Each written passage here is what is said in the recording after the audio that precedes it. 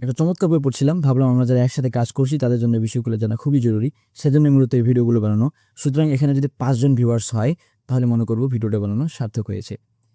সালামু আলাইকুম, welcome to win every argument episode 1। এই বইটা লিখেছেন মেহেদী Hasan. My name is Mehdi Hassan. I'm in the UK promoting my new book, Win Every Argument. তিনি একজন journalist এবং তুখার বিতার্কিক। আপনি যদি গুগলে সার্চ করেন top 5 debaters in the world, দেখবেন Mehdi Hasan is one of them.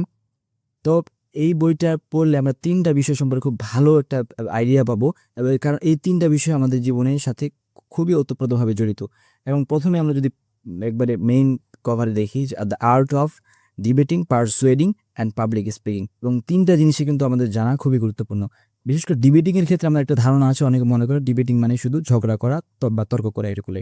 কিন্তু যদিও হ্যাঁ, যে তর্কতে সবসময় জিততে হবে বিষয়টা এমন না, কিন্তু অনেক সময় আমরা না চাইতেও কিন্তু অনেক ডিবেট করার লাগে, অনেক আর্গুমেন্ট করার লাগে। যেমন মনে করেন যে আপনি একটা টিউশন করান, তো আপনি আপনার যে ছাত্র তাকে আপনার সর্বোচ্চ এফোর্ট দেওয়ার পরে সে কোনো একটা কারণে পরীক্ষায় খারাপ রেজাল্ট করেছে।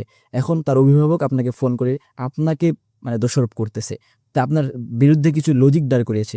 এখন তার যে লজিকটা ভুল সেটাকে ভুল প্রমাণ করতে হবে এবং আপনার পক্ষে একটা লজিক দাঁড় করাতে হবে। তো এইটাই মূলত ডিবেটিং। ডিবেটিং মানে যে শুধু টিভির পর্দার সামনে টকশোতে বিতর্ক করতে হবে এটুকুই না, বরং আমাদের রিয়েল লাইফে অনেক ক্ষেত্রে কিন্তু আমাদেরকে অনেক ডিবেট করতে হয়, অনেক তর্ক করতে হয়। দ্বিতীয় বিষয়টা হচ্ছে পারসুয়েডিং। পারসুয়েশন আমাদের জীবনে এটাও খুবই গুরুত্বপূর্ণ। আমাদের প্রত্যেকটা ক্ষেত্রেই আমাদের কোনো আইডিয়া বা যে কোনো একটা মেসেজ মানুষের কাছে বলতে হয় এবং সেটা তাকে রাজি করানো হয়। তো এইটার মাধ্যমটা কিভাবে এটা খুব ভালো পন্থায় করা যায় সেই বিষয়টা মূলত আলোচনা করা হয়েছে। এবং পাবলিক স্পিকিংটাও খুবই গুরুত্বপূর্ণ। মানুষের সামনে দাঁড়িয়ে আত্মবিশ্বাসের সাথে কথা বলা এবং তাদের মনোযোগ আকর্ষণ করে রাখা, এই বিষয়গুলো পাবলিক স্পিকিংয়ের যে বিষয়গুলো আছে সেগুলো আলোচনা করা হয়েছে। সুতরাং এই বইটা কিন্তু আমাদের রিয়েল লাইফে অনেক গুরুত্বপূর্ণ একটা বই।